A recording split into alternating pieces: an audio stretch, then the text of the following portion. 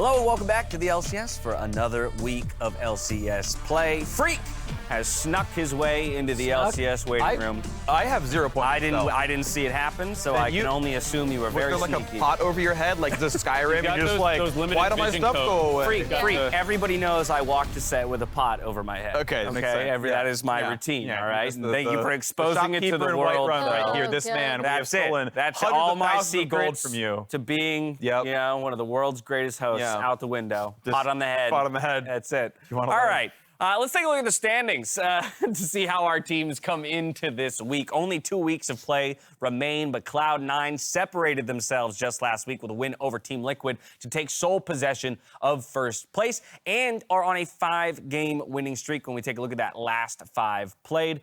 For Team Liquid right behind them. But we're going to scroll all the way through those standings down to the bottom, where we find TSM struggling still at 2-11, 1-4 in their last 5 games. Now, TSM, their journey gets no easier today because not only are they going up against Cloud9, our top team, there was an announcement yesterday on Twitter. TSM has terminated their coach, Peter Zhang, pending an investigation. That is about as much as we know in terms of information as to why the move was made. I care less about the move itself and more about what this means for TSM and the roster of players who have been thrown yet another curveball. Oh, I thought you were going to call on me. Oh, yes, Phreak. Yeah, I was making like the schoolyard thing. And it's like, David, please. Well, the nice thing's going to be nothing because of losing all the games anyway, which, there we go. Sorry, it's been a while since I'm on camera here. It's going to be nothing because it's still going to, like, I called 3-15, I think, after week 2. Okay. We're on pace, you know? Like, Yeah. I want more to pick up, but, like, I actually don't think it's going to mean that much. Like, ultimately, like, hey, if they were in, like, 6th, and they're like tied with, you know, we're battling CLG and Dignitas, like, oh, this might matter. Like, are your drops gonna get worse? It's like, we're gonna see you in summer anyway. Like, it's gonna be a whole rebuild anyway, so like, On a performance level for this split, I agree. On a perception level for the organization and how fans feel, it's just another, like, you know, match that's burning. It's just another fire. The fire was finally dying. Someone lit another match and tossed it in. And I feel bad for the players because this one is like seems not related to them. But like, you know, the players were not playing well. You can talk about the coaching staff. You can talk about the PR. Like, there just seems to be a ton of problems at TSM right now. And it's like you can't go a week without something new popping off. There you have it. It's a tough week for TSM. We'll see, though, if the players can turn it around as they step onto stage today. From there, I wanted to actually jump back to last week because we had something very fun happen. And Dignitas, as you can see, tweeted out about it. Wait, who paid the Minions off? In one of our games, we had possibly the closest, we've ever been to a Nexus kill from Minions without them securing it. Yeah. Down to 2 HP, if I remember correctly. It was 2 HP. Before we talk about it, I want to relive it. Let's go ahead and roll the clip, and we'll come back. The Nexus turrets have fallen. The 6th man may enter the game. You've got to be kidding me. Player of the game, the dead inhibitors. Wait, the macro. No is minion. Enough. One minion. One minion. One hit is needed. Those blue minions are trolling. So we know what Kobe thinks. I saw us on this or that as well. Yeah, we also I saw you talked about steal my logic without giving me credit for it. What logic? That I want to see that team actually end. You can't just rely on your minions to backdoor. When you get aced, you should go out there. Was that your logic? I said that on the desk immediately Did you? following the game. That shows how much I pay attention. Yeah, to Mark, never. Why would That or we're just that, you know, Yeah, mind where's that melded. clip? Yeah, that's just what like all that. plagiarists say, right? Like, oh yeah, we were just so in sync when it comes to homework. Yeah, It's convergent evolution. It's a real thing in biological science. So I mean, it's just, you know, we Osmosis. Dashes as all two unintelligent people, we saw the same thing, came to the same conclusion. Yeah. Yeah, there's Exactly. Emily didn't see the same thing as you. took a week. What It just one? took a week difference. So that was a ton of fun to witness in real time. I thought it would be even more fun to relive it yet again, with this time with player comms, to see how they were reacting Is this both sides? in the moment. I think we just have the Immortals players side of it all. Oh, actually, both sides is what I was just told. So let's roll the mic check of that moment. We'll come back and laugh about it again. 1 HP. I got flash ulted. Can you peel me or kill them all, kill them all, kill them all. Look at it now, look at it now, look at it now. Had no flash, no flash. No flash now, no flash. You guys kill them all, you guys. Guys, you need to defend base, you need to defend base after ASAP. Yeah, no flash on this guy. No flash now, Just no. base instantly after. I think we win, honestly. I think we win. I think we win. Yeah, we actually won. Wait. Oh my Can you god. guys- 10 HP. Guys, 2 HP. Holy f, it was on 2 It might be. HP. It might be. It might be. Still. it's okay. They're just Earlier. Just heading.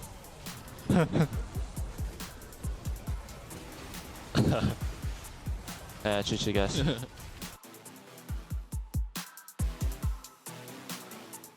Like, no. Just, Yeah. just It was end. such a dead Just laugh. end. Vi was like, so dead inside. I think Destiny was all of us, though, in that moment, in terms of just like counting out the HP numbers and his reaction to how close it was. It's good to see Dignitas still manage.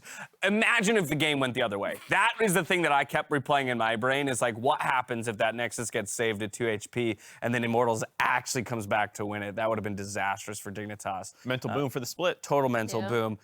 Fortunately for them, they were able to wrap it up. Now, if we kind of push our attention back towards what's going on in the scene right now or currently, we announced last week that the Split 2 of Champions Queue was up and running. And so like we've been doing all split long, we wanted to dive back in with the leaderboard and check in.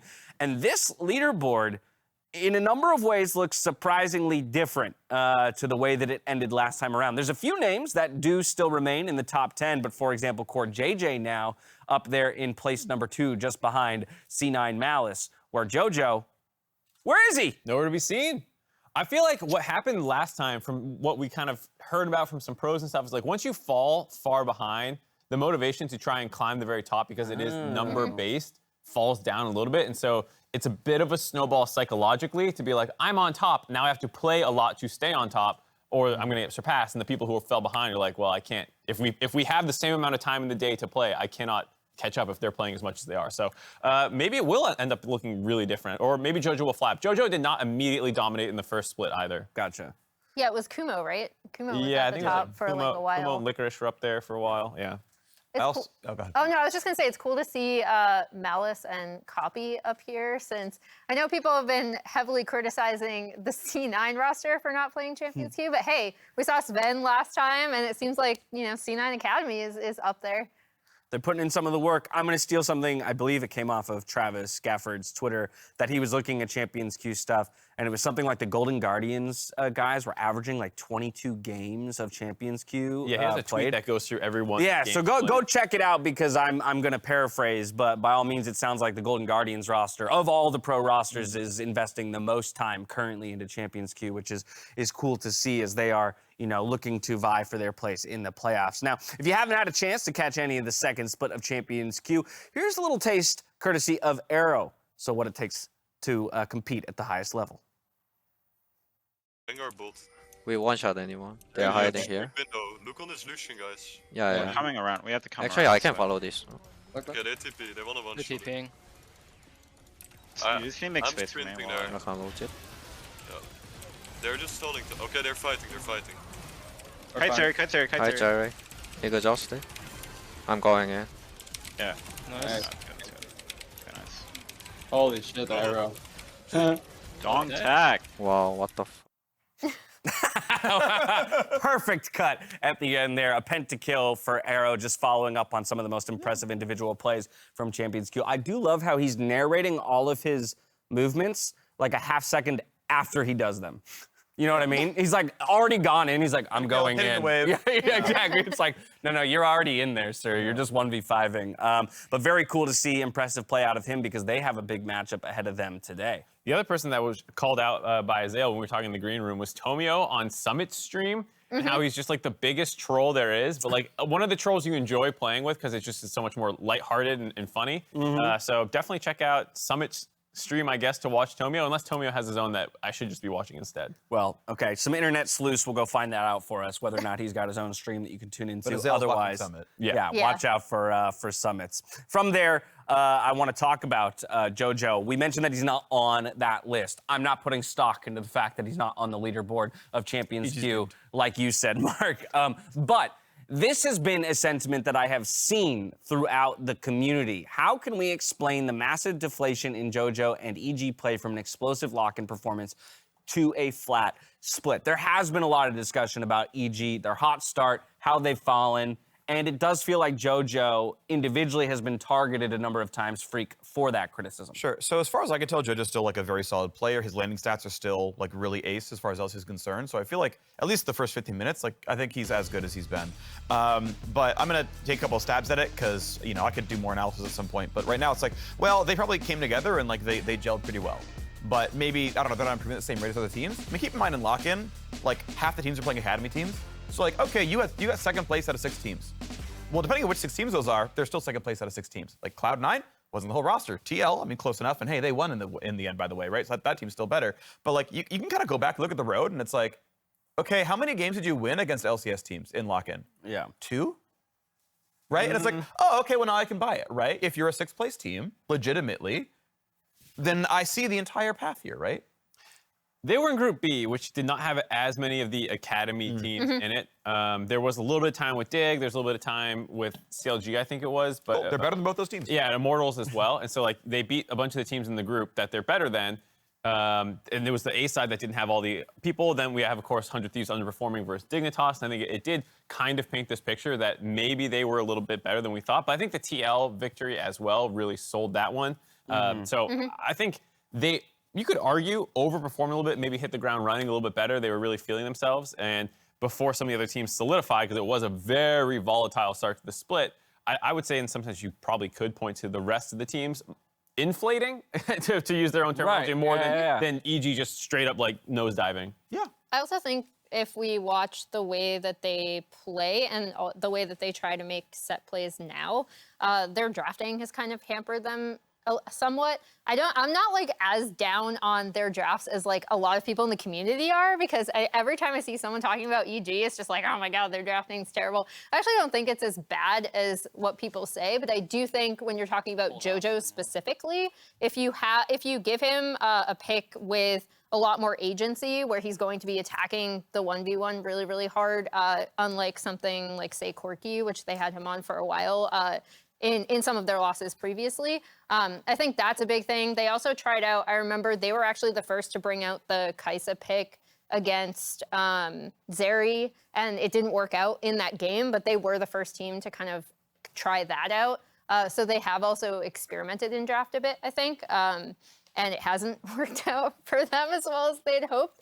So when you're looking at set plays from EG, I always do like JoJo specifically on something where he can really have a lot of playmaking, and then Inspired and Vulcan can kind of help set him up, whether it's a bot lane dive or whether it's something else. I'll reference this or that again, Dash. Why? Because I watched it this week. Okay, who's the MVP for EG? Was kind of a talking point you guys went off of, because the slide said, is Danny the MVP of his team? You guys are, I don't even know if he's like, the most important player for their team, because I feel like they're so up and down. Like just last weekend, Inspired had a game where his Lee Sin was pretty forgettable in the early game, doesn't convert in the gank top, then dies mid 2v2, then kind of does nothing, gets picked before, soul point. And then he has a Hecarim game, he totally runs it over. And like Danny will pop off one game and then die a bunch of times in laning phase the next. And I think player inconsistency, a lot of people focus on the draft, and I'm watching these games, and I'm like, well, the draft didn't make you do that. Like that was your fingers doing that. And so I feel like there's also just some inconsistency with their level of play. Like Impact and JoJo, I think you could argue are 2 of the more consistent ones. And don't take my excuses away from me. I want to be able to blame the draft always.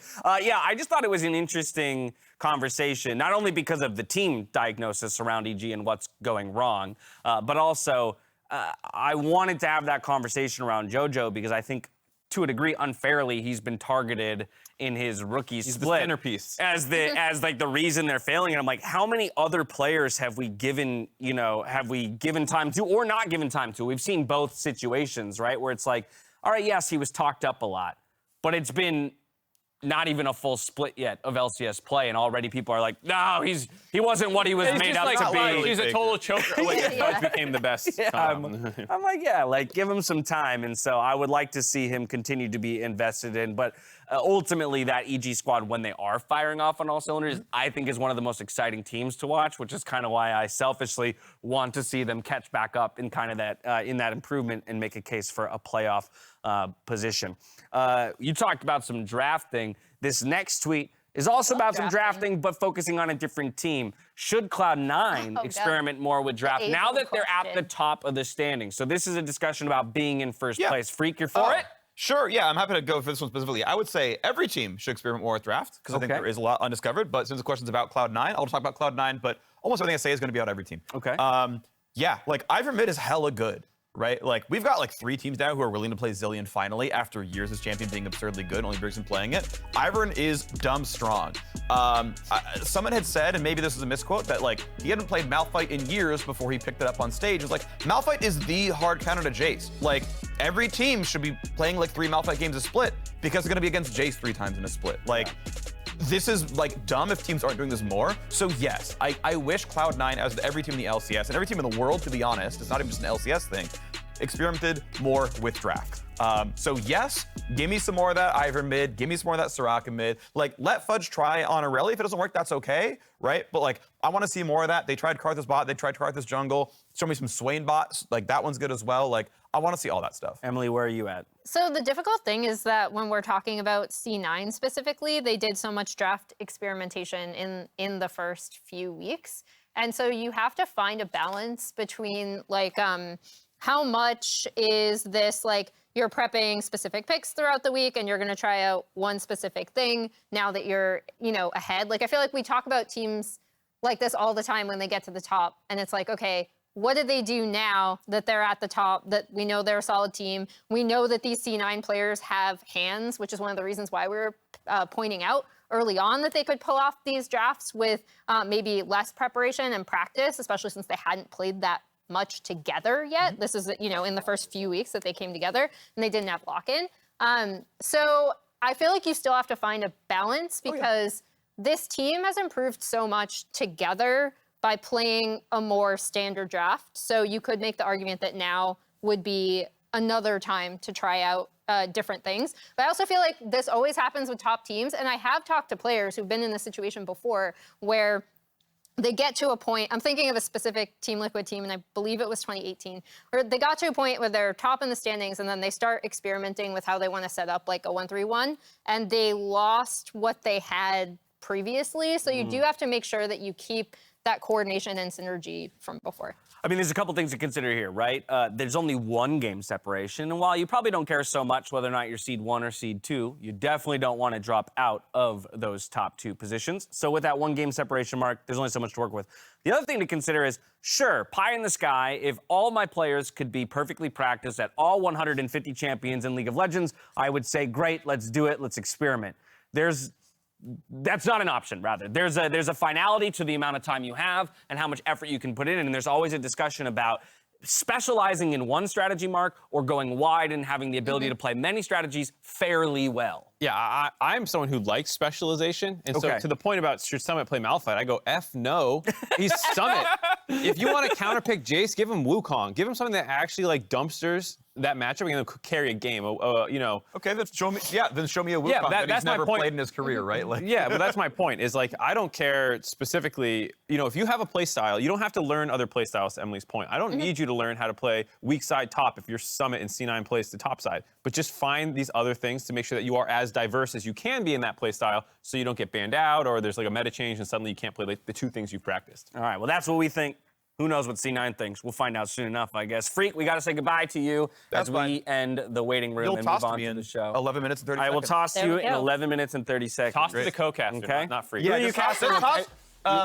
Are you with? It's the favorite casting duo. Oh, of course it is. The Doug duo. The Doug duo. We'll see if I toss it to you that way. Goodbye, Phreak. Goodbye. We're going to kick off the LCS now. See ya. Wait for the toss. You didn't even. Hans going in 1v1. You don't want this one, Blabber. Yeah, this is not a Trundle favorite matchup here. Hans just going to kite him out, but Berserker. Hansama now hops, skips, jumps over the wall, tries to get away from Summit.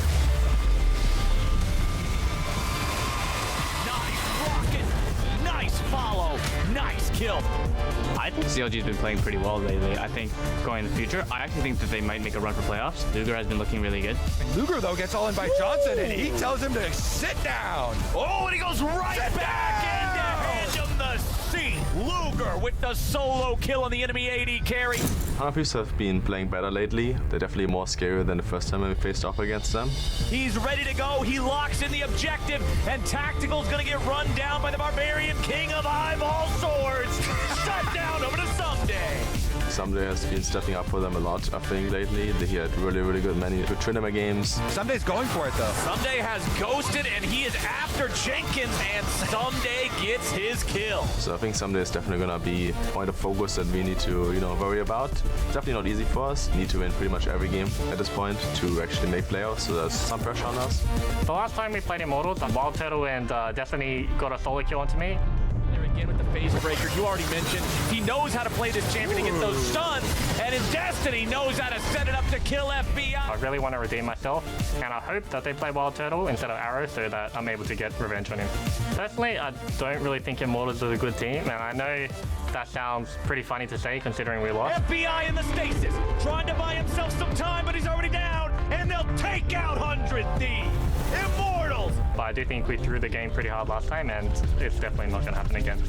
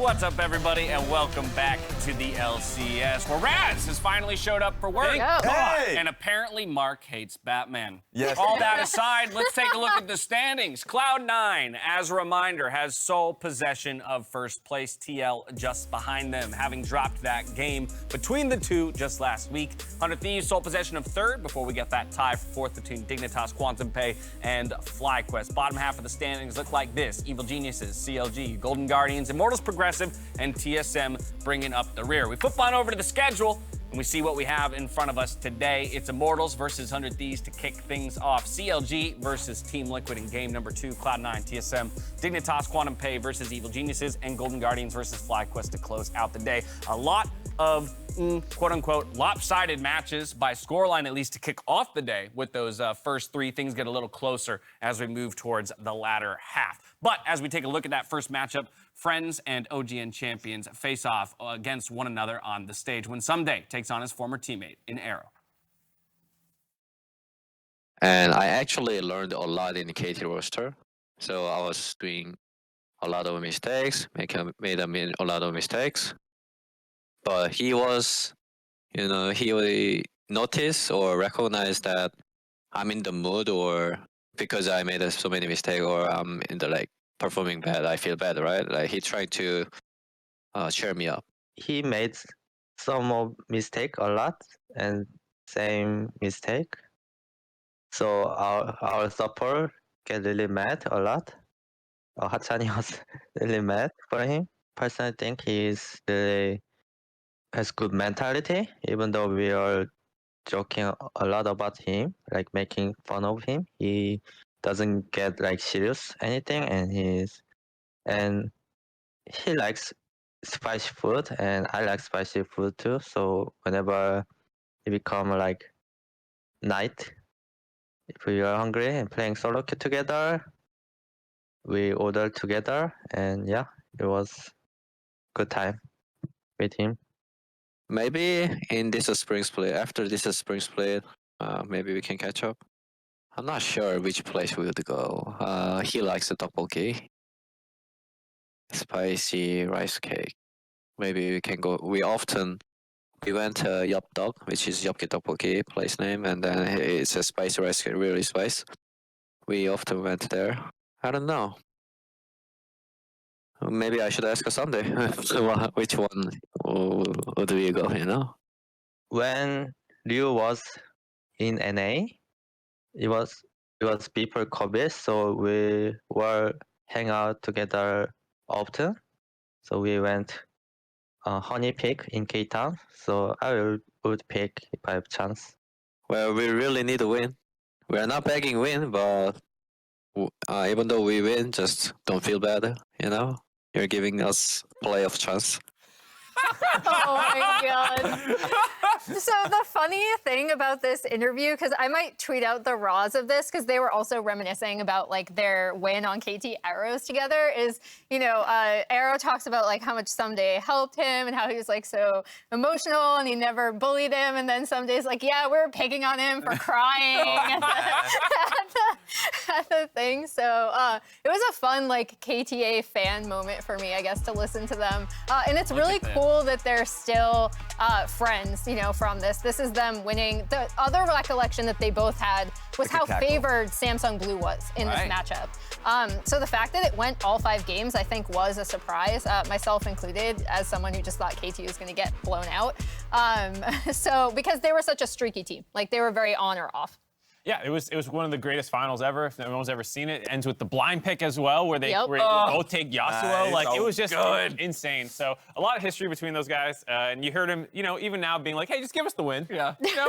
Playoff chances. Don't be sad. Please. You helped me out. And like kind of going back to this, I know, Dash, you're talking about how the first few games feel lopsided, right? Yeah. The last time IMT went up against 100 Thieves, it was an IMT dub. And on top of that, I mean, 100 Thieves has been struggling just a little bit, so there's a chance here, seeing, of course, the championship being picked up by that KTA roster. This is where they were making fun of him for crying, Ssumday said. Goodness. That's adorable, though. I mean, good on them. Friends until, you know, through their careers, rather, and up until now. Following this game, we'll see if they meet each other at Abbedagge for some tteokbokki, like they said. Some spicy food. You might be eating some spicy food later today. I don't like the as sound well. of that. And we'll see, all pending those FlyQuest results. They're gonna win out.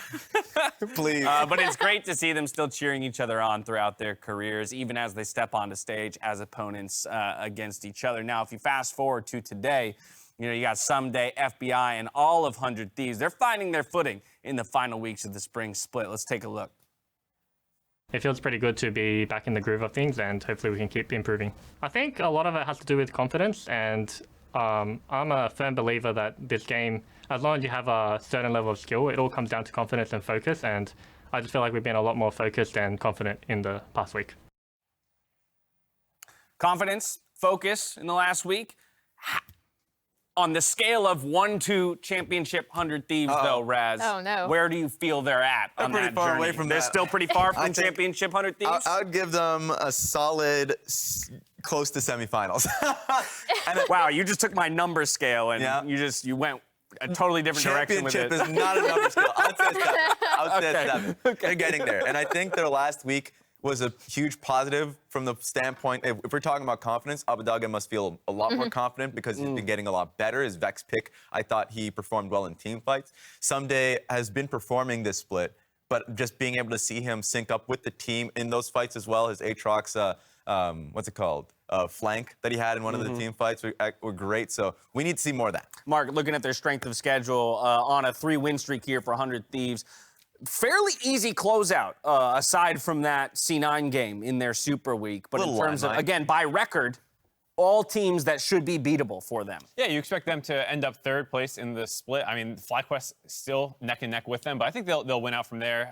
Dignitas is the interesting one because they have lost all year. Dignitas still have not beaten them in a single game, so I'm curious to see if they can bounce back in that last game of the split. Now, all that said, I don't want to ignore the point that Raz made earlier, Emily, which is the last time that these teams met. It was in Immortals dub, right? So let's not so quickly overlook their chances in this game. If Immortals is going to take down 100 Thieves, though, where does it come from? I guess is my question. I know people are probably sick of hearing me say this. I'm going to say it again. Side lane pressure through revenge. Just because I think that 100 Thieves, when they struggle, it's typically in matching sides. So I really care about their strength of schedule. This is the most important thing you're going to see this pregame. They have played their hardest matchups, last one coming right now. This is exactly what happened in the first round robin when they were like 0-6 through the beginning of the year. And everyone's like, they're doomed! They sucked, they're screwed. Then they rallied, they got all the way up to like 5th place in the standings, and then people thought they were crap again. It's exactly what's happening right now. Don't lose faith in the Immortals fans. This is the last like really hard game they have, and then they can technically win out from there and climb back into the playoffs. Okay. I'm a doomer. I'm You're slipping. still doomer? You're still I'm doomer? slipping. But yeah, I mean, especially when they're put in a situation with a lot of pressure. So taking a look at that, you know, they will play better. They have played better. Small. So we'll see what happens. So hopping in here just because there is a small delay on stage. We're swapping out a headset for one of the players. Okay. And so that's why we'll have an extra minute or two to talk, which gives me the opportunity to ask for your predictions. You already told me you're a doomer on this one for Immortals side. So I'm going to assume that the 100 Thieves prediction is coming out of the Raz camp, or out of Raz Nation, I should say. Well, you shouldn't. Oh? Because I want to be the one to okay. I should. My I want bad. to be the one to deliver the news. Sorry for yes. treading on your sovereignty. I appreciate it. Okay, yes. 100 Thieves, yes. I will predict across the board. Oh, baby. All right, you know, it is how it is. It is what it is. Yeah. Well, Mark did make the case that after this game, the road gets easy. The other part, too, is that a lot of the people above them in the standings play TL and C9. CLG are going to go through that. I think FlyQuest have to do that. I think Dignitas has to do that. Like, a lot of the teams have not played number 1 and number 2 in the split yet. So are you saying Immortals outside chance They got for a top chance. 6 here? I'm saying they got a chance. They got a chance. Emily, you're also on the 100 Thieves camp. What about it do you feel like 100 Thieves is going to do better this time around, or where have they gotten as a team that makes them feel unsurmountable to the Immortals this time? So if you remember the last game, I don't think it's insurmountable at all, actually. Fair enough. But if you remember the last game, it came down to like a late game team fight, right? And so that game could have easily and arguably should have gone in the favor of 100 Thieves there. I actually did like, as Raz pointed out, the improvements that we saw last week, Abbedagge working with the team, so.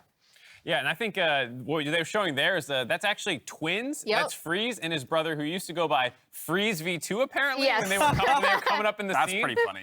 So apparently there's been some situation with the Immortals coaches. They'll be back tomorrow, and he's on stage temporarily. But it's funny to see the brothers squaring off against each other, looking the exact same. That's a good point. And I would not have noticed. I will the say, hair is a little different. They should do that one day. One thing, I was talking to Freeze, I think, 2 weeks ago, and I told him that he has like a great strategy. Just walk into an IMT room. Yeah. Just fly on the wall. Yo, you don't know who it is. Some subterfuge. Really, there's some. No, I would tell Nightshare's hair is like a little. No offense. It's a little What's better. funny to me is we just released that sketch this week about how Closer and Jat are twins, and we actually have twins in the LCS that we could have just filmed a whole sketch with. True. Hilarious. Too good. So, too good. But I will just say more officially to Mark's point that the Immortals coaches are out for today for personal reasons. We're being told that they will join the team again on stage tomorrow. So just as a note, that is why you see Nightshade up there today. I have to wonder though, when you have a twin, it's not just a sibling, a twin of all things on the other side of the stage. You can read their mind. You know what they're drafting before. I assume you have to. And he is, of course, the Immortals Academy head coach, just as a note as well. So it's not like came out of nowhere. But yeah, they got to be inside each other's heads, I assume. Yeah. Yep. They know how they think. And like specifically, of course, both of them, I would imagine, have talk a lot in terms of like their thought process on the game. Oh my goodness. Brothers? Probably don't need to. Shared a few words over the course of their lifetimes? Telepathy. They don't need to talk. Yeah, exactly. You're right. Maybe they've been silent their whole lives. I'd love to, after the draft, I know this is putting too much on production, but it'd be great to get a microphone between the two of them and be like, who won draft? Yeah, actually, that'd be kind of funny. If they have the same mind about it, like, or maybe they think different things. Right. Yeah, interestingly enough. When you think about how these teams want to draft, let's just go down that rabbit hole, like independent of the brothers. Stylistically, Immortals, we talked a lot about revenge, playing towards that top side. But likewise, 100 Thieves, kind of antithetical to what they've done in the past, Ssumday playing a number of strong side champions as well. So, like, do we actually expect a top lane clash? Well, I was going to say, I mean, I think we were kind of critical of Ssumday for not locking in a few stronger counter picks on red side last week. I know Mark specifically was very critical of the Scion pick. So that's an interesting wrinkle to add to draft too, right? Because I believe they are on red side. Yes, I think so. 100 Thieves are, which means that Immortals can't save the counter pick for revenge if they wanted to try to get side lane pressure that way through counter matchup. But maybe you're going to rely on the fact that outside of Tryndamere, Ssumday might not pick a counter matchup. Yeah, that's what's a little more concerning for IMT in this matchup, just because 100 Thieves have shown the propensity to put pressure topside. They will send Closer topside for a gank. He might even be there for a dive just to get him rolling. They're a team that values Rift Herald immensely. and will shift their bot lane for it a lot, even when at times it's not the best idea. And so I feel like a lot of pressure is going to be on Revenge in this matchup. I think the big question is, will Ssumday take the counter matchup? Because I can also see a world where they don't do that. I liked when they went a little bit more aggressive last week for 100 Thieves. Yeah. The Vex pick for Abbedagge, he's been someone who's been struggling a little bit this split, and to have him have a little bit more individual agency to just land the ult and go in and make a play.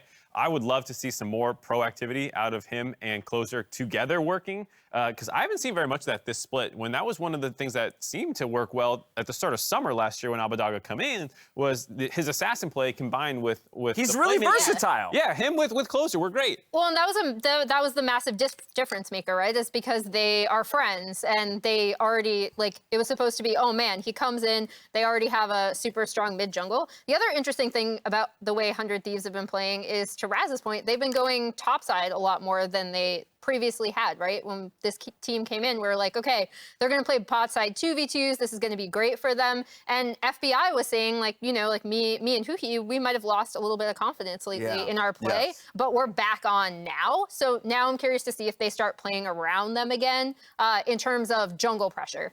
Yeah, just echoing that. I remember FBI had an interview with Travis Gafford where he was just talking about how him and huhi haven't been performing, and then giving credit to Closer, who has been consistent all split long. And then so for 100 Thieves, if they're going to succeed, hopefully that bottom lane that has been so strong for so long last year, you know, what got them that championship, is able to perform consistently alongside Abbedagge. And they can be, to go to your point, a championship team this So you want to believe that that'll take them from a 7 to championship to a championship winning team in that. I'm being told that our issues are behind us and it's time to toss it over to, what was it? I think it's Anyone just remember? Azael. Yeah. I think it's Azael. Azael and somebody Yeah. are out there casting today. So Azael, take it away. Thank you, Dash. I am here by myself, as you can see. Here to cast some League of Legends. Is this a joke based on something that was made on? Yeah, so I know you're watching Countdown. The audio was too low. I couldn't hear in our green room. Yeah, basically, he's like, all right, you know, Phreak, you're gonna get out of here. Bye. I'm like, well, you're gonna toss me in like 12 minutes when I'm on the casting desk. And he's like, oh, who you casting with? I mean, come on, man, it's the best duo. Like, you already know the name. He's like, I'm gonna toss a just Azael then. Like, I'm not doing this. And so. Thank you, Dash. Yeah. Great toss on the day. And we're off to a banger start here. We got 2 freezes on the stage. We got Jat jungling for 100 Thieves. That's amazing. It's madness out there. Stixxay's in the mid lane for Immortals. Twins for weeks on this one. I also want to point out huhi got Revenge confused with Viper and was like, when are we going to see General Sniper? And he's like, bro, it's Viper. You know that, right? That's not my brother. That's not me. But we got the Kai'Sa locked in already. Arrow able to fly into the back lines. I got to say, I want to see Samira. Lucian got buffed. We are on 0.5B, so we do have the Lucian buffs. It's exciting. Yeah, should be really interesting to see what does get locked in. There's a possibility that his mid lane Kai'Sa has been getting played quite a bit in Champions Queue, actually. A lot of people are doing double marksman comps again. Lucian as well, showing up a lot in solo lane. So double marksman comps are becoming popular once more. At least on the LCS stage, we're mostly still seeing, well, really exclusively still seeing Kai'Sa in the bot lane. Zeri plus Nautilus locked in. Strong duo down there. We'll have to see what Destiny wants to go, if they want to try to match supports here, or maybe grab something like a high priority jungler. Diana is available. That one's a pretty big one as far as the AP junglers are concerned, and has been left up. Absolutely. And Zeri, yes, indeed, gonna be fun. I'm looking up now the fact that we are still seeing Zeri after a slew of nerfs to knock her down, especially targeting her Trinity Force builds. Yeah. Everyone still goes Triforce that I see. Yeah. So at least solo queue wise, the win rate is very comparable to say like an Essence Reaver first or even a Kraken Slayer. Yeah. So the requirement to go Bruiser is certainly a lot lower.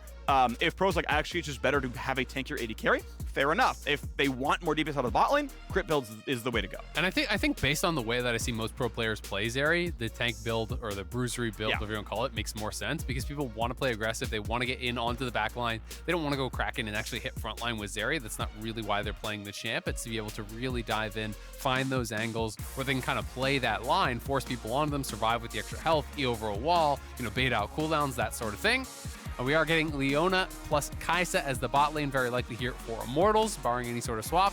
And Udyr, the jungler for Xerxe. Nice. is going to be a strong early game jungler. You know, does have a lot of power. You know, as far as the farm speed is concerned, Diana can actually clear very quickly as well, but not really going to be looking for any scraps. At least not around Udyr until post 6. Sure. Yeah, big takeaway from Jat here, take that champion off the table. But Diana locked. Okay, we're gonna move on. Diana locked in here for closer. If you missed that segment, it was a good segment. It was a good segment. Diana locked in. Take your pro to work day. So exactly, Jat learned some Turkish. It was nice, but you learned one word exactly. Exactly one word. Yeah. That's more than I know. It is more than I know as well. Maybe we'll have to get down there. See if Closer can teach us 2 words, and then we'll have double Jat's Turkish vocabulary. Hell yeah, we can each learn 2 different words and combine them. We'll have 4 times vocabulary. That's a good strat. That's a good strat. That's putting our noggins together. That is putting our noggins together. And you rub them, it gets static electricity shows up. Good yeah, luck, let's move like on. that. Let's move on. Anyway, it is fun to see farm junglers here on this one. Of course, Lee Sin banned away, Hecarim banned away, Xin Zhao being left up. And now we're going to play for more kind of aggression, more farm in the jungle. And I think Closer is, great playing the carry role. Yeah, the Yasuo ban makes a lot of sense here from the Immortals side. Down Yasuo is kind of that premier combo. I do think in general you're going to want to ban more AD solo laners if you want Immortals side, because they already have with Diana a serious AP threat. They don't necessarily need to go towards an AP mid laner. Banning out some of those strong AD pairings I think is really going to make sense. Maybe they want to take away something like Jayce even from somebody up in the top lane, or even the Lucian if you are concerned about some of the double marksman comps that I've been talking about. I think that fits in well with what they are building, because they already have 2 strong forms of engage. You can afford to go something that is more follow-up and not necessarily that one who's going to start out the fight.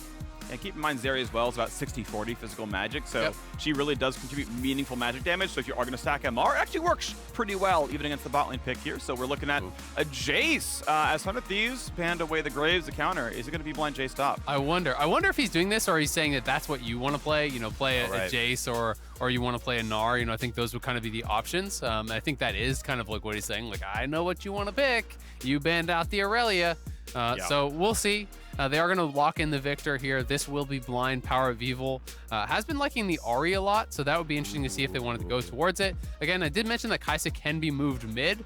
This could just be a little bit of a fake hover, but would be interesting to see if they want to go aggressive here with the Samira plus the Leona. That is a really strong combo.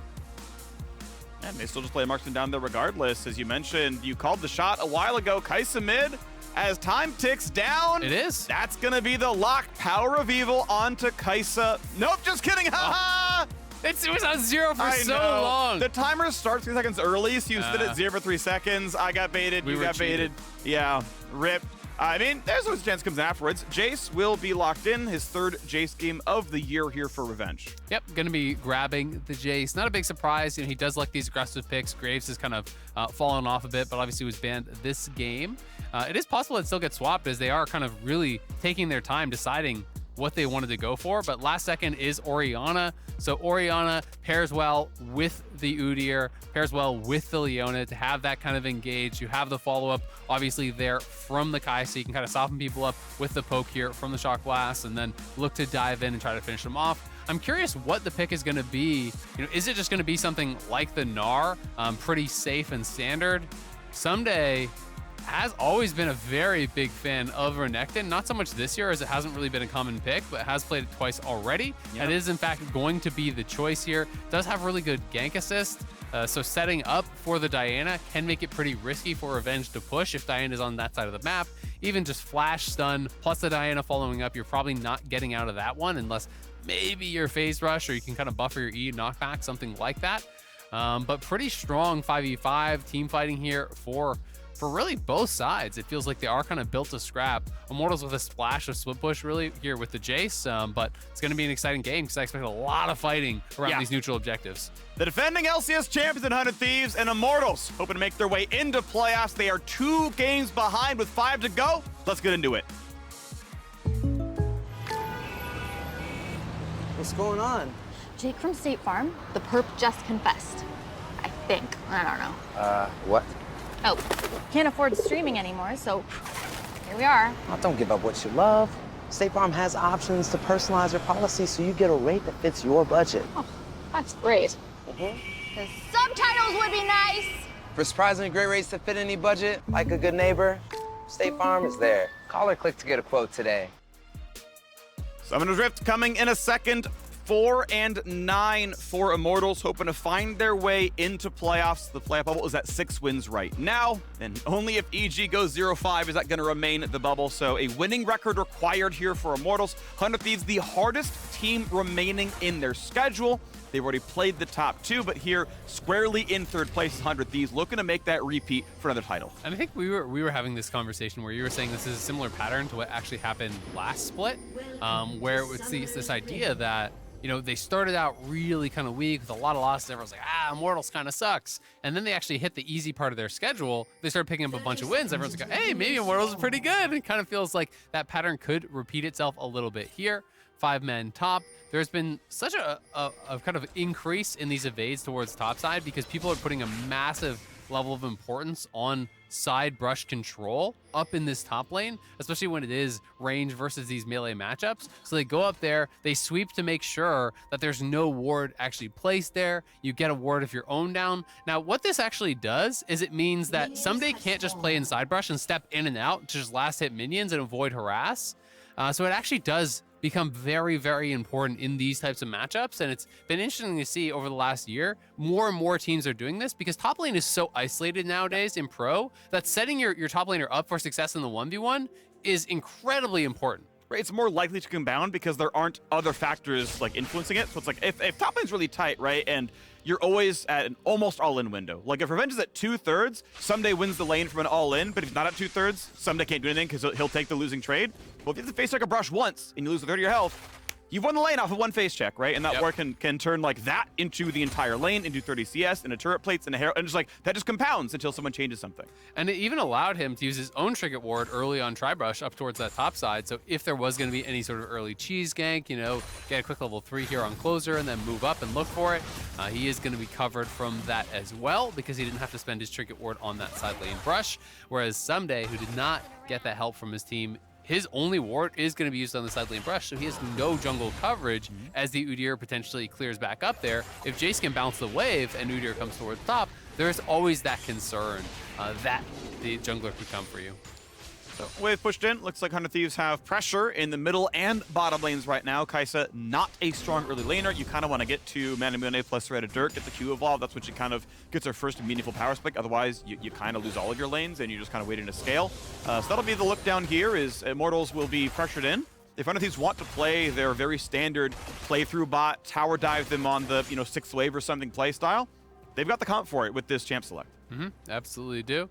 And Arrow is going to be playing Exhaust here. So I like the Exhaust a lot. You know, when there's easy champions to access that the Exhaust is going to be effective on. Diana and Renekton are pretty much always going to be people that you're going to get high value out of that summoner from. You know, if you can Exhaust pre the Diana ulti damage coming through, it really does kind of cut the knees out of her combo. Yep, right now, 0 CS for Ssumday. Not allowed to go on the wave at all. He has 0 gold. He's level 2 right now. This is going to be the dive here on the 4th wave. Ssumday needs most of this wave to get level 3, so here they go. Level 4 versus 2. Yeah, this could be a lot. TP coming in early, and they're going to call it off. It looks like going to go for a bit of a trade.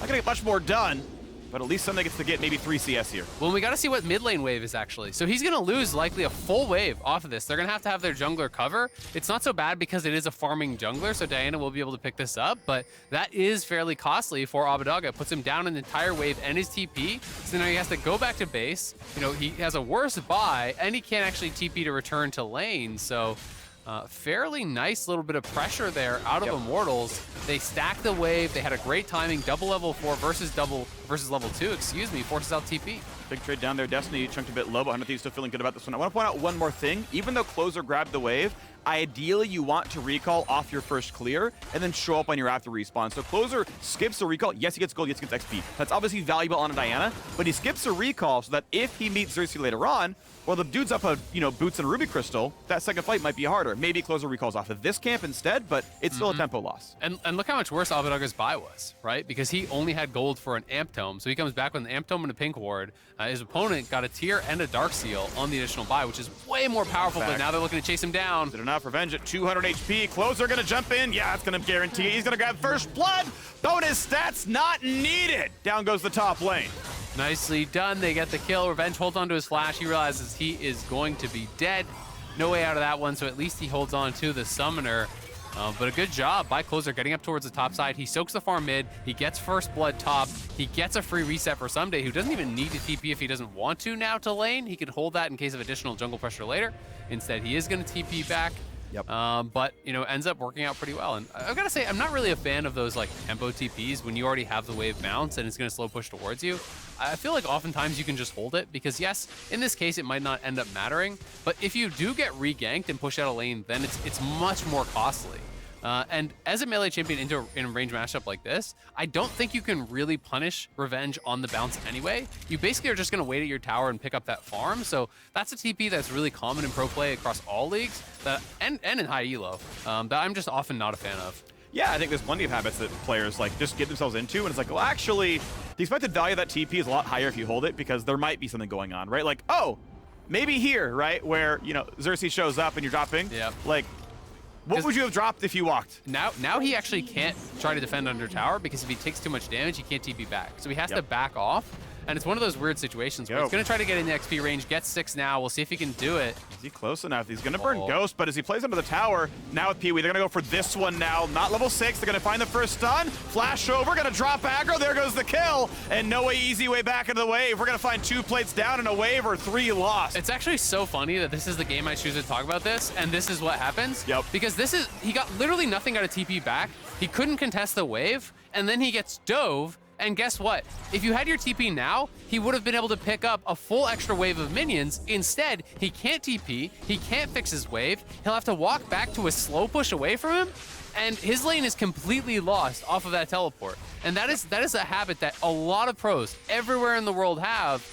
It's just one of those things you have to think, what are you really going to get out of that immediate TP back? Just because they TP'd, they had to because the wave was at their tower. You don't have to. You can walk that, miss maybe 2 or 3 melees, which is a little bit of XP, but it saves you from these disaster scenarios that Ssumday is now faced with. Yep, he's able to walk up, of course, actually able to show this one. He's actually going to play it a little bit slow, not going to rush on the wave just yet, but as you mentioned, it is slow pushing, and he's going to take his time, like, you know, kind of let it build up and play on a big wave. We know Close is on his Krugs. Exactly. I think he's trying to wait for the jungler, right? Because if you hard push right off the bat, then there is the danger that you're going to get ganked. So he's buying time for Closer to clear towards top, so Closer can walk up behind him and hopefully cover the bounce. Because you need to get this wave to the tower now as Ssumday to really get yourself into a kind of more safe position because you're down on combat power, you're down in gold.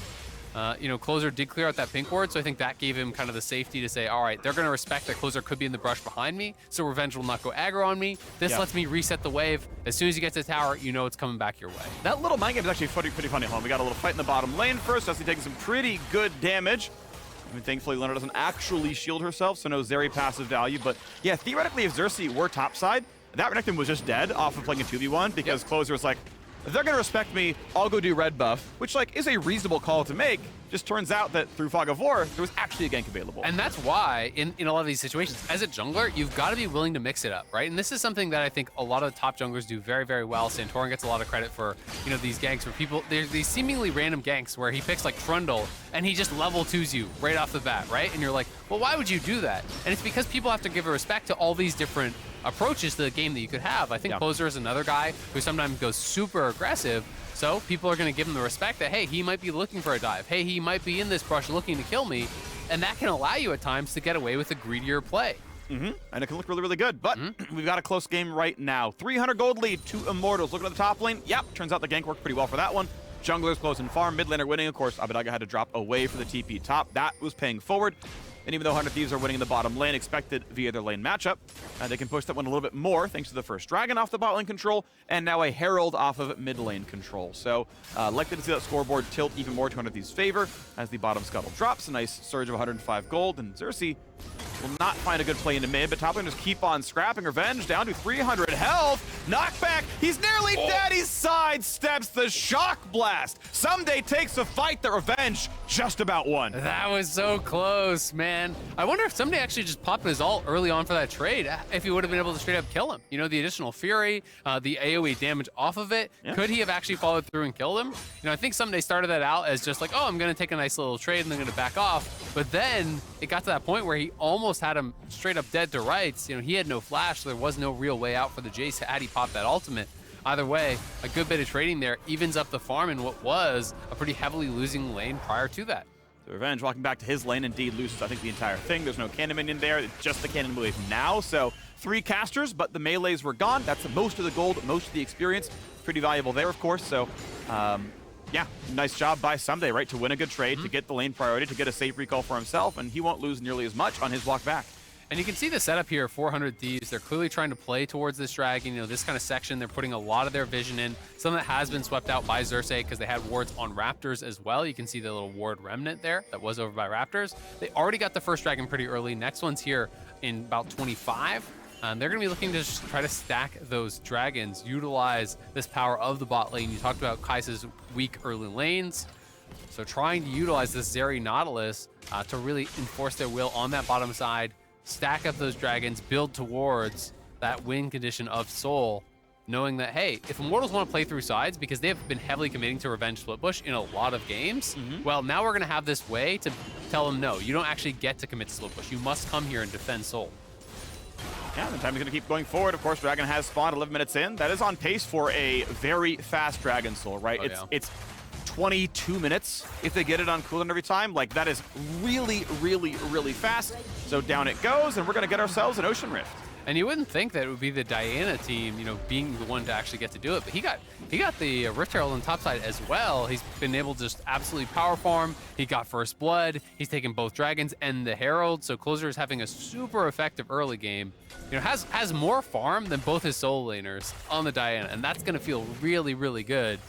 He's going to be monster strong on his mythic completion here. Ooh, dashes to get away from the stun. FBI reading it enough, realizes, okay, gank's coming, gets out of range enough, not have to burn flash, doesn't have to burn cleanse. Very short cooldown, and now, if you got nowhere else to do, if you cannot kill an entire tower, throw it mid, get second Herald, you kill the entire mid turret in the second charge, and that's going to give you some map control. Yep, a little bit of gold in the pockets of him as well as the mid laner there. Also, Revenge, nice bit of trading here. If that Shock Blast hit, would have been a pretty big deal. Yeah. Ssumday giving about as good as he gets, but when you start to get low on the top side, it always does make you a bit nervous. So you don't have eyes on the jungler. Ooh, out of range just barely. Empowered Stun would have been a chunk to 10%. Revenge would have had to give up the tower yet again and drop a plate in a couple of waves. But even still, despite even going steel caps, is he not even willing to defend his tower? Okay, he's going to go for the wave here.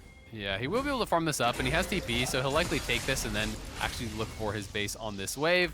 We can see who he's moving out of base. You know, all their bot lane is missing, and they don't have eyes on the jungler for a long time.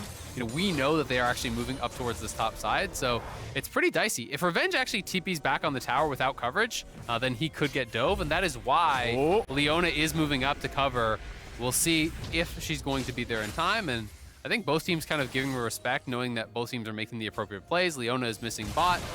So. Oh, walks all the way in. Nautilus is already there, just gonna lose right away. Revenge face checks a 1v2 and falls. Yeah, they were expecting the dive, so Udyr and Leona moved top, but they weren't expecting the brush camp.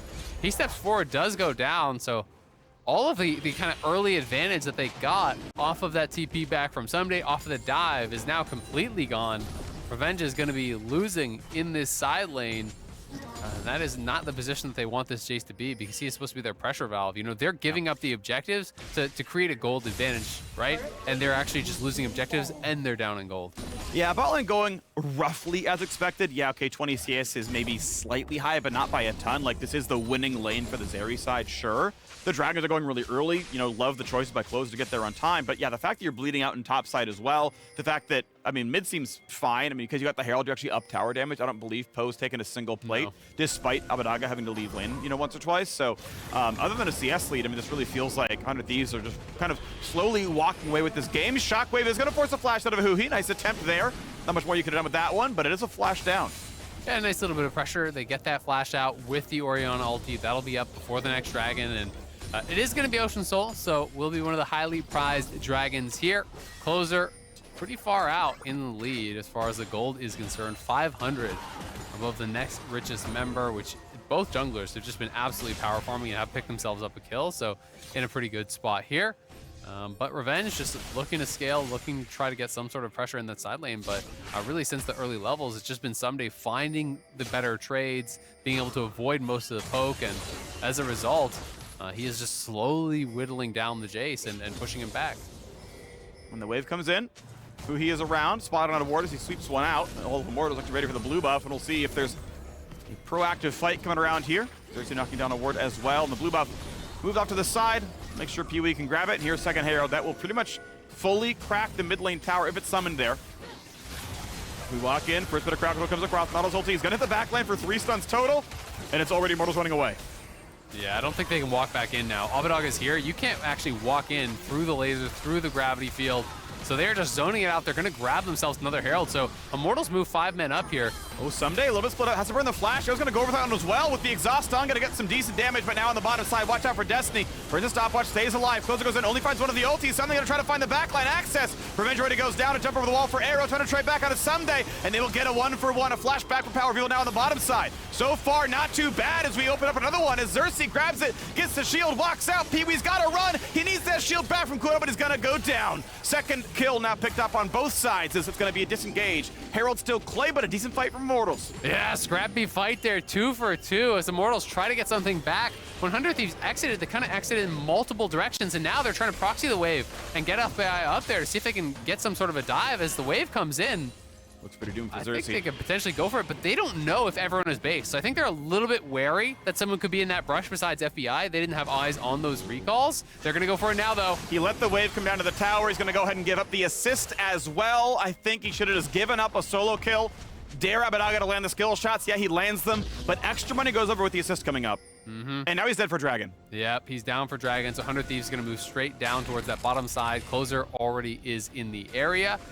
He's just going to clear up his Gromp because he wants to wait for the 2 members that were topside. They don't want to get into a 3v4 fight. Yes, they are up a man on the map, but they're not up a man at the Dragon Pit. Ah, okay. So it may be them just giving it up. We'll have to see if he wants to go for the steal. He could definitely get the steal, but he'll probably die. This is like not hard to get. He's going to grab that one, jumps over the wall. Ult coming in for big damage, and Closer just won't die. Finally trades his life out, but a 2-for-1. Kai'Sa grabs 2, and it turns out Xerxe buying time gave him a 4v3 fight. Yeah, so they end up deciding, hey, we actually want this Dragon badly enough. He was pretty much always going to be able to steal that unless he really misexecuted because they weren't actually keeping him out of the pit. He gets in, he does steal it, but they give over the 2 kills, so fairly costly deaths, but that does put them in a position to get a potential, 21, 22-minute Ocean Soul here. So we can see back towards this top side. The initial part of the play, I think, was controlled really well. There's just no way you can actually walk through this entrance. But as 100 Thieves get the Herald, half go up, half go down. They split. So Immortals immediately engage here in onto Ssumday, trying to push him out of that fight. You can see FBI dancing around there in the back with Abbedagge, knocking down Revenge. The Udyr got a lot of work done, though, you have to say. Xerxe was very, very effective in this fight, drawing a lot of pressure, creating space for his team. Abbedagge then seeing the window, knowing there's no flash on Orianna, goes in, gets that kill one more time. Smites it early, so that went to 87 health. Yeah, it went down very, very low. Was killed off, I think, I don't know if it was by his Q or his E, but all kind of part of the same combo. Was a little bit dicey. I do think the Leona, if you're positioning in that 4v3 for the Dragon, Destiny should be outside of the pit and actually trying to look for a very early stun on Closer. He did look for the ulti, but at that point, Closer was already dashing, so he kind of got past it, gets that kill. They're going for a fight topside, though. Find that stun, good damage, and I don't know if there's a way out as well. Down goes Abbedagge, but the rest of the fight looks pretty good because the Chaos Storm got out, so 2 trade kills, and they're going to make it a 3rd as well. Immortals find a pick, but they fall right after. And that's their TP down as well. That's rough for Immortals. They try to TP in to bail out their squad. They got that first kill on Abbedagge very, very quickly, but as Jayce TP's in on top of a Renekton with ulti up, you are going nowhere fast. 100 Thieves get even more, and now going to be able to drop the Herald top, try to pressure here for that tier 2, get even more gold. 100 Thieves cruising in this one, already 4K up, gonna make it 5. They're pushing the mid-tier 2 as well, and they're just 2.5 off of this Ocean Soul. So they're gonna go into this Ocean Soul fight with a massive gold lead, and I think a compositional advantage at this point in the game. And Immortals are just gonna have to try to fight their way out of it because I don't think this is a winnable game if you give up Soul at this point. They're fighting their way out of it, but yeah, this is a much stronger than Wet Paper Bag as we get to look at that pick on Abbedagge again. It's a good setup again. They find the CC. The flash E is going to land. They're going to land the whole combo, but the fact the entire kit comes down means you've got everyone there to trade back, even FBI ults in, and it's just an easy chase down. Yeah, and one of the things with killing off someone like Viktor, he's a priority target, but he got his full damage combo off. Like, he got his laser, his Q, and he dropped his ulti before he died. So yeah, you killed him, but he did most of his work already. Zeri is free firing, and you've got nothing left to actually kill off this Zeri, who still has cleanse, who still has flash, who's stacking up the move speed in the ulti. So a bit of an overcommitment, not knowing where the rest of the 100 Thieves members were. I think Immortals had the read either that, hey, we need to get picks, or B, maybe they're on the other side of the map, and this is just Abbedagge on his lonesome. In this case, it was not the situation, so they do get the punish, and looking very, very good. I mean, Arrow is pretty darn strong. He does have 3 kills on the Kai'Sa, which is kind of exactly where you would want it, but unfortunately for him, Zeri's also really strong and up a good 30, 40 CS, so it's going to be tough. I mean, they've got no vision around this area just yet, and 100 Thieves knows their win condition. They're going to play purely through Dragon. And it's going to happen in 75 seconds. Ocean Soul, the team will regen. Going to try to find the next pick here. Abbedagge going to blue trinket. Ooh, if they hugged the top of that brush, they wouldn't have been spotted, and they would have been blue trinketed. It's always a guessing game. Where would the trinket? What would it look for? What are you going to try to poke? Yeah, it's tough. He's in the circle. Because my mindset would have been the same as theirs, where if you stand on the edge of the brush, you're more likely to get checked by a laser, right? So I would be thinking, all right, stand at the back of the first brush, so you avoid the laser if he checks with the brush with the laser, and then you can step forward and gank him after he misses that, right? Like, that's where my head would have been at, and I think that's what they were thinking too. But as you called it, just great positioning on that blue trinket. Spots him out on the edge of that first brush by popping in the second one. Yeah, we needed the 2011 Fnatic blue trinket, where you trinket the brush you're in. They're like, they're checking if we're ganking.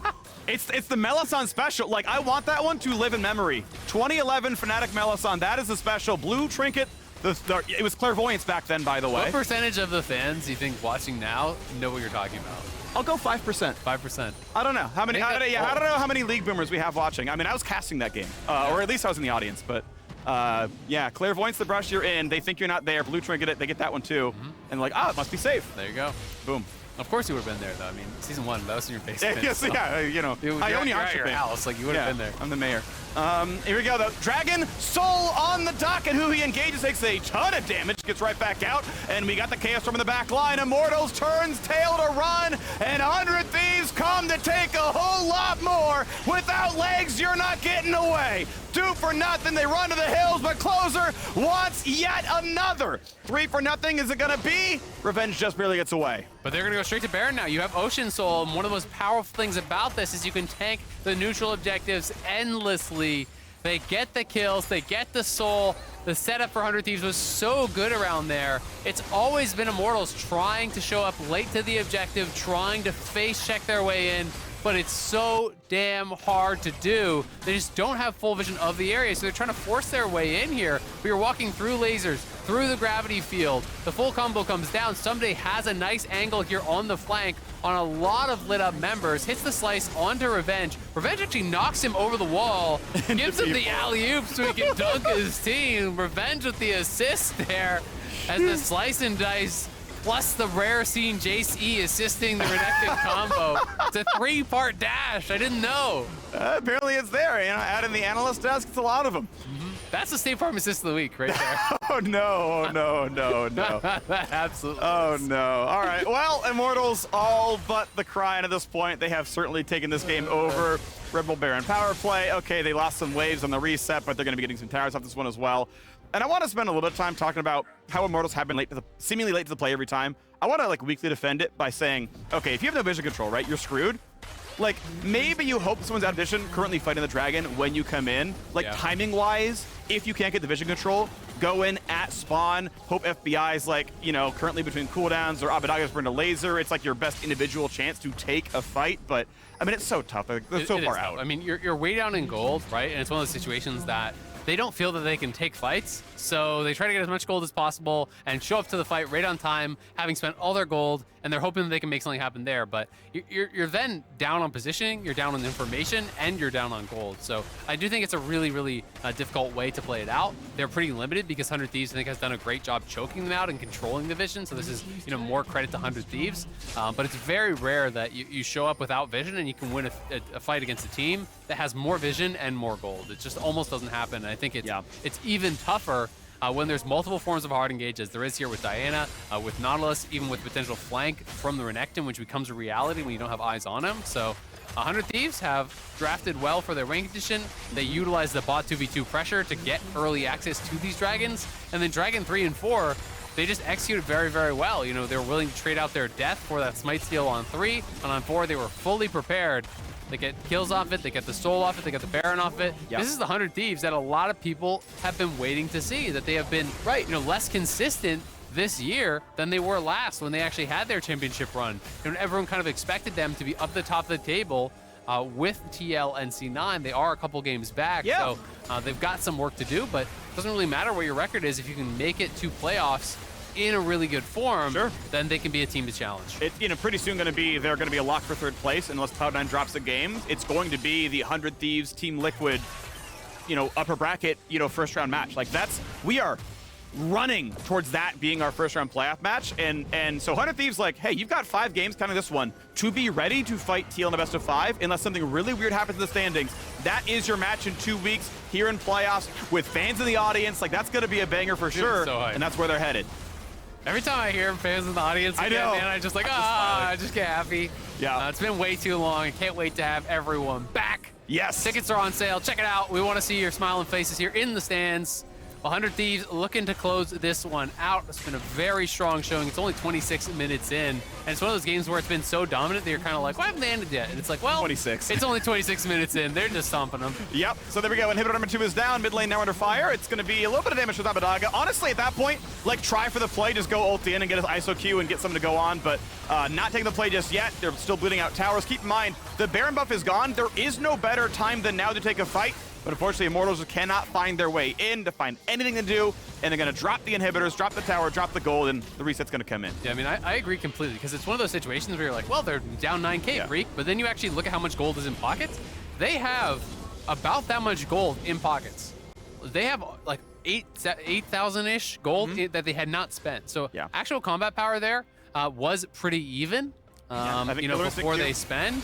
So, you know, yes, is it a low percentage play? Absolutely. But you have to go for low percentage plays because there's no higher percentage play that's left to you, right? Exactly. That 5% is your best shot that you're going to get in this one. Yeah, the let them reset play is lower percentage than ult in as Kai'Sa and hope.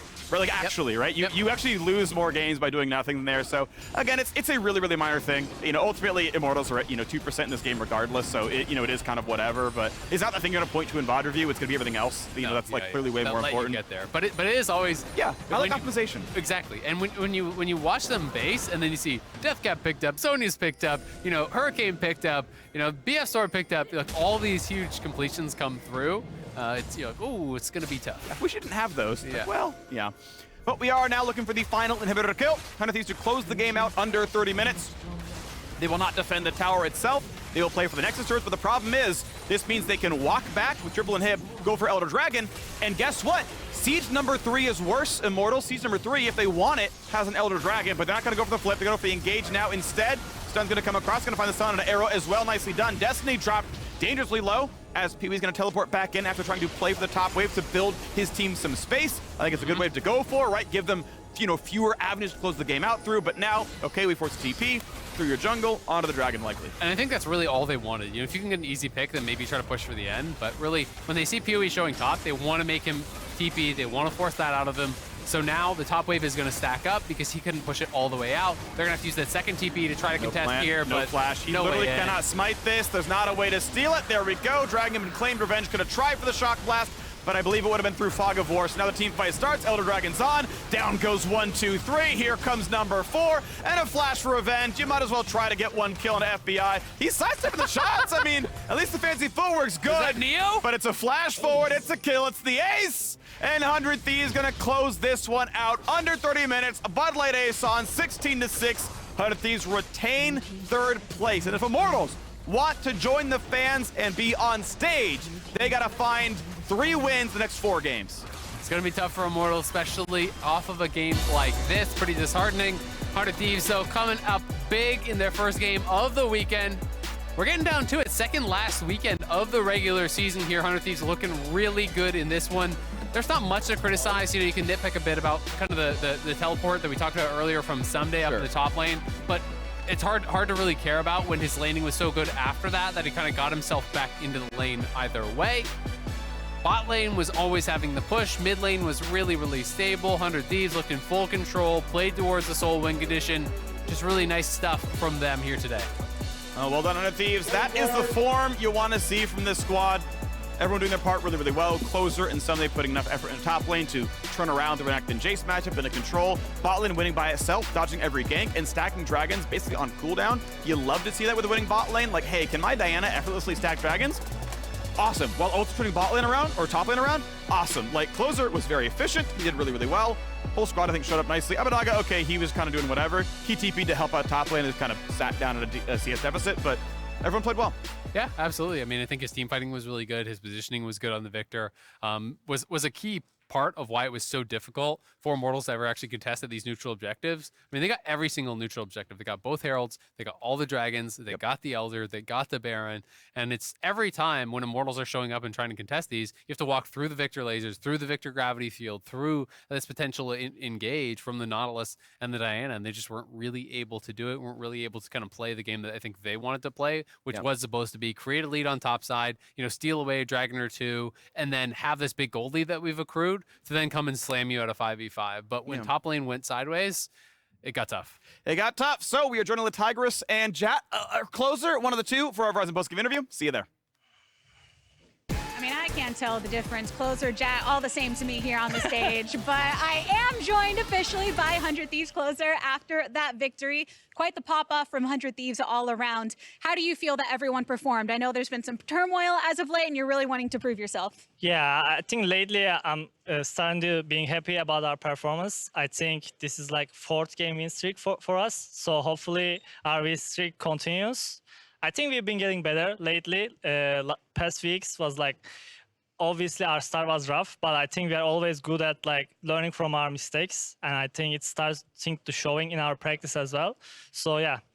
Yeah, I've talked to so many of you after these victories, and I know that you tend to be very self-critical when moving forward, talking a bit about trying to translate practice to the stage. You did that well here today. What's the most difficult part in trying to translate that experience? I think it's like the stage nervousness, I would say. Like we are talking more here and like we are more like hyped, but in scrims we are like chill. So I think if we balance that, like we will be pretty good. And you were pretty good too. Player of the game, in fact, the unanimous voting from the analysts across the board. I know that FBI and his recent Travis Gafford interview talked about how you are mechanically reliable as a jungler. How do you feel about your personal performance within this split thus far? Yeah, I think my performance has been pretty good, but hopefully I can, like when the playoffs time starts, I can do the same thing I did last year, like just carry every game basically. I think I'm learning a lot still and getting better. Yeah, I think in the playoffs I'll be pretty good. Yeah, you might have a pretty tough matchup right off the start there too. It's looking like Team Liquid for you to be facing off again. Yeah. How are you approaching these last few games over these next 2 weeks before playoffs come? Yeah, I think the only top team we're going to play is going to be C9, and I want to absolutely destroy them. I think they've been getting too cocky, in my opinion. Hopefully, we can beat them. Blabber Closer Showdown is always a sight to see. Closer, thank you again for joining me for the interview. Congrats on the dub. Thank you. Quick one to start off our day here on the LCS. We are kicking it to a break, but on the other side, we got more action for you. See you there.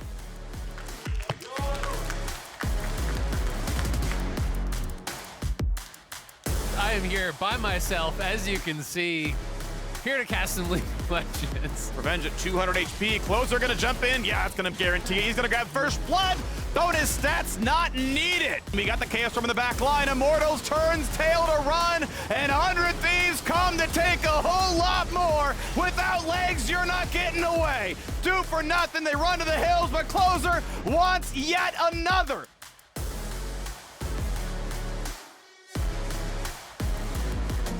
They give us love. They give us joy.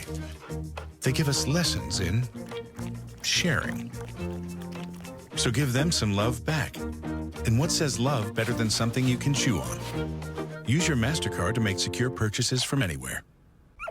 So your gift will end up in the right hands or mouth. Because being there for each other is priceless.